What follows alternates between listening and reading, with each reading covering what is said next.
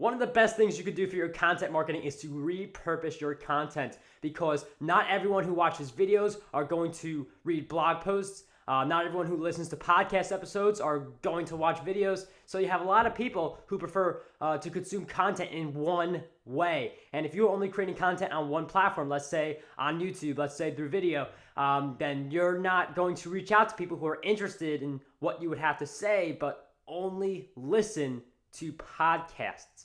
And you could say that there are some people who they read blog posts, they watch videos, and they listen to podcasts, but you want to be on all of those places. You want to give your audience as many points of entry as possible. You want to give them as many ways to get exposed to your content, to consume your content as possible, because that's when you really start to grow a dominant content brand, when people are able to consume your content across multiple methods, podcasting, video, and blogging being three of the main ways to consume content. So think about how you can take an existing piece of content like a blog post. How can you turn some of those ideas you mentioned into a video? You can take your video, get the audio, and turn it into a podcast episode. You can take your podcast episode, use something like Repurpose.io, and get that published on your YouTube channel, which is something I'm currently doing for Breakthrough Success episodes. So just look at the content that you are creating and see, how can I